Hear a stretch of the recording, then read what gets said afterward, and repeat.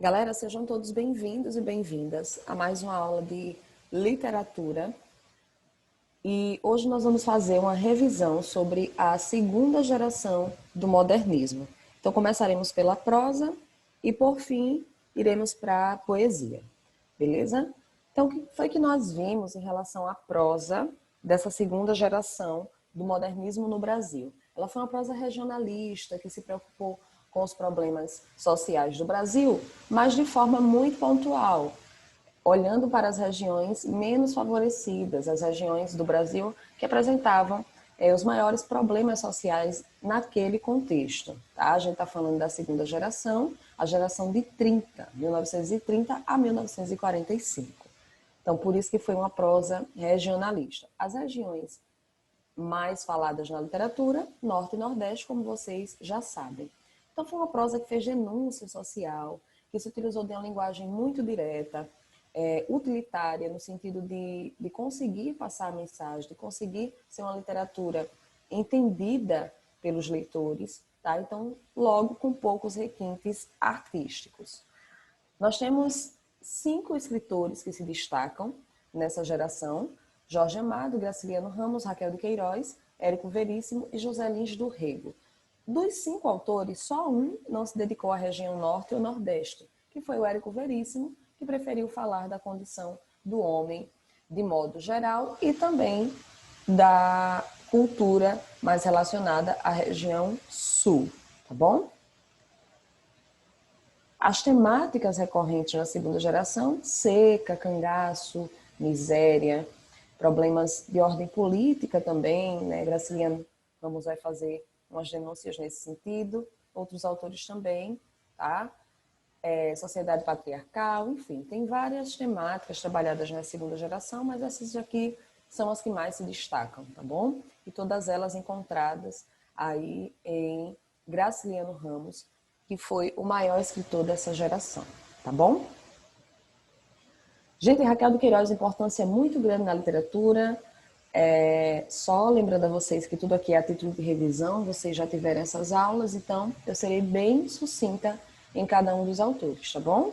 Então, Raquel de Queiroz, a primeira mulher a ser imortalizada na Academia Brasileira de Letras, trouxe uma literatura feminista, criticou a estrutura machista, né, da sociedade patriarcal, enfim. Então, a sua obra O 15, né, a célebre obra O 15, de grande destaque até hoje. Raquel de Queiroz foi muito importante, né, gente? É a primeira escritora que nós falamos do modernismo, né, que nós damos aí um destaque. Então, muito importante, Raquel de Queiroz. Graciliano Ramos, o maior ficcionista, né, considerado um dos maiores aí pela crítica, não só da segunda fase do modernismo, mas da literatura brasileira, tá, gente? Então, quais são as características da literatura desse cara? Gente, ele tem uma linguagem muito direta. Se a gente está falando de linguagem direta, a dele era muito mais. É uma linguagem concisa.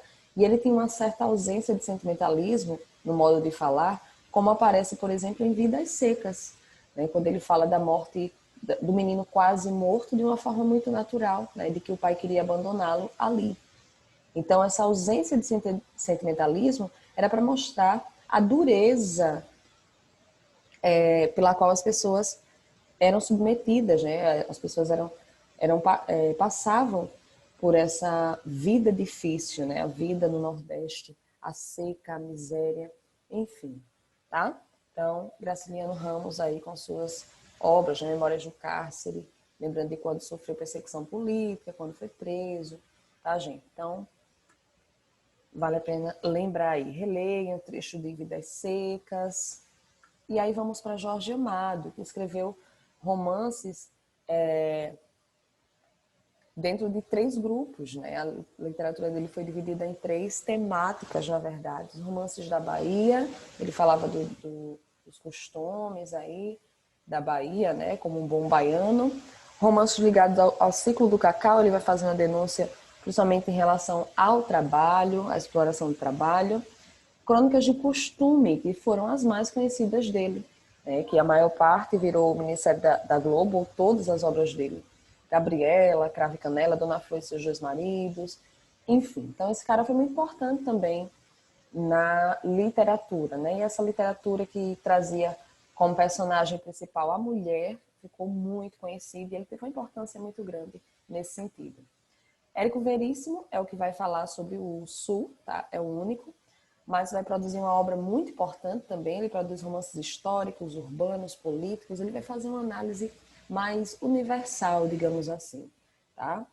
Não tão pontual em relação à cultura do Nordeste ou do Norte, tá bom? Sua maior obra é a trilogia O Tempo e o Vento, o Continente, o Retrato e o Arquipélago, tá, gente? É a sua maior obra, sem dúvida.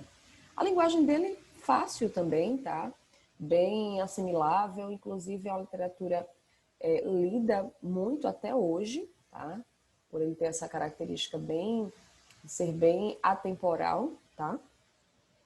Então, é isso, Érico Veríssimo.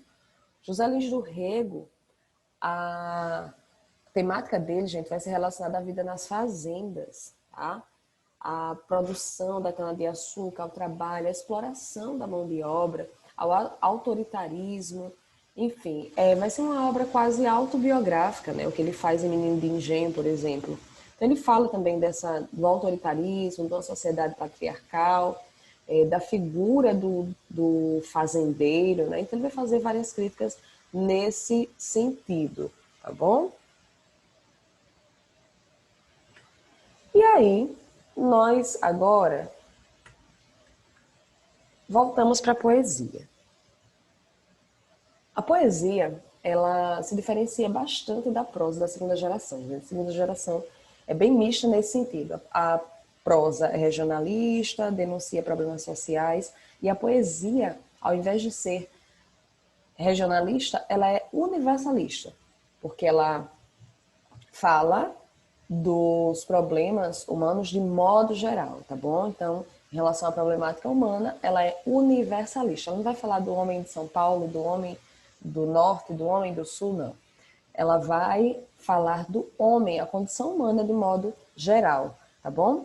Então, é uma poesia também mais calma, mais estruturada, né, em relação à poesia produzida na primeira geração, que era muito diversificada, né? Muito imediatista. Então aqui a segunda geração já está estabelecida, já tem respeito, então é uma geração mais centrada, tá?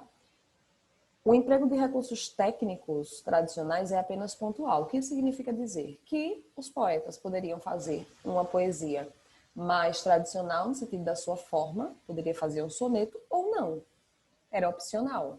Tá? O que não era aceitável na primeira geração, por exemplo. Ninguém ia fazer um soneto na primeira geração porque era iria ser banido do modernismo. Né? Aqui não, aqui quem quer pode fazer. Tá? Eles são mais tranquilos em relação a isso. Nós temos 4 poetas que se destacam na segunda geração: o Drummond, a Cecília Meirelles, o Vinícius de Moraes e o Murilo Mendes. Tá? Eles se dividem basicamente em 3 grupos, gente, esses poetas. O primeiro grupo é a poesia social. E desse grupo faz parte Drummond e Murilo Mendes, tá? Vocês estão vendo aqui nesse primeiro tópico, tá bom? Então, é a poesia social, né, de caráter social, questões universais do ser humano. Murilo Mendes e Drummond produzem poesia social. Cecília e Vinícius, eles fizeram uma poesia mais intimista, mais introspectiva, né, mais individualista no sentido de mostrar a introspecção humana, né, o sentimento humano. Porém, não confundam isso com romantismo, tá? Tem muita racionalidade aqui para ser romantismo. Beleza? E o último grupo, nós temos uma repetição aqui de poetas. Cecília aparece novamente, Murilo aparece novamente também. Então, qual é esse último grupo? É uma poesia mística, é uma poesia religiosa, né? Questões metafísicas, questões religiosas mesmo, tá? Não do mundo físico. Então, Cecília e Murilo têm essa linha, né? Tem essa veia religiosa na literatura deles também, tá bom? Então, vocês podem observar que é bem diversificado aqui, né, gente? Galera, sobre o que Drummond escreveu. Gente, esse é o maior poeta dessa geração, sem dúvida, um dos maiores de todos os tempos da literatura brasileira. Ele aproveitou o contexto no qual ele vivia e produziu uma literatura criticando esse contexto, né, gente? Denunciando os problemas sociais, né, os problemas políticos. Então, gente, ele não fazia uma literatura passadista, ele fazia uma literatura pautada no presente, tá bom? Então, só o iniciozinho desse poema: não serei o poeta de um mundo caduco, ou seja, não vou falar do passado, né? Também não cantarei o mundo futuro, ou seja, não vou ficar com esperanças, né, no mundo futuro. Estou preso à vida e olho os meus companheiros. Tá? Estão taciturnos, mas nutrem grandes esperanças. O que seria taciturnos? Né? Tímidos, calados, né? Eles estão ali caladinhos, tímidos, mas nutrem grandes esperanças. Ou seja, vamos mudar o presente. Né? É o que ele está falando aqui, Mãos Dadas, né? O poema Mãos Dadas dele, um dos mais conhecidos. É um poema social.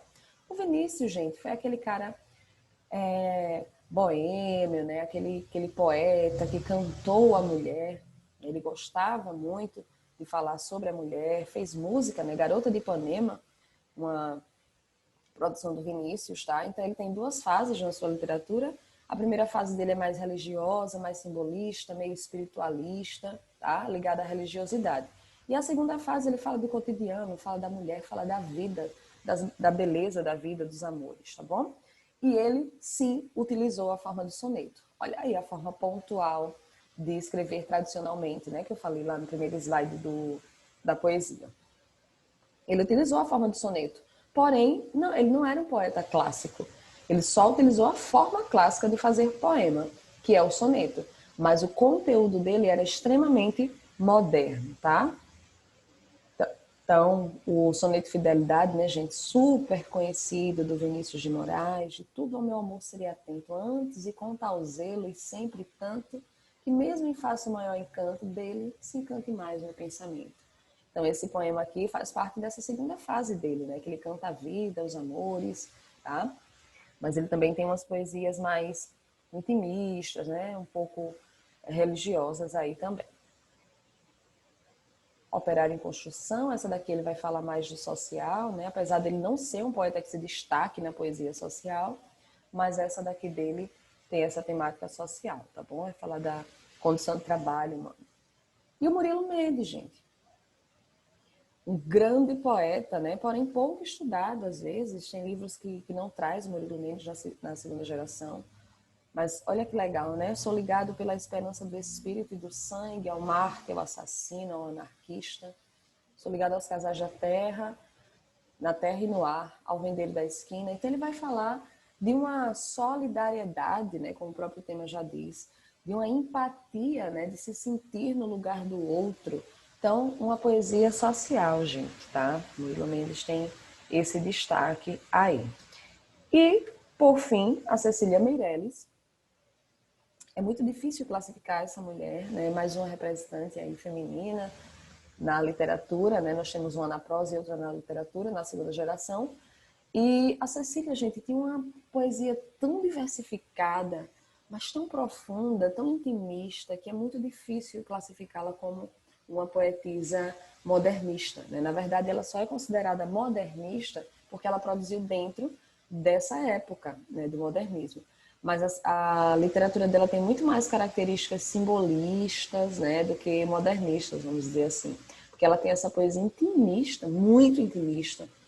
Essa mulher conseguiu colocar na literatura, né, na poesia, o que ninguém tinha conseguido colocar ainda, né, até então. Então, é muito interessante. Ela fala de temas extremamente inovadores, né? A gente tem isso como característica da poesia da segunda geração, temas inovadores, né? Temas novos que nunca tinham aparecido na literatura.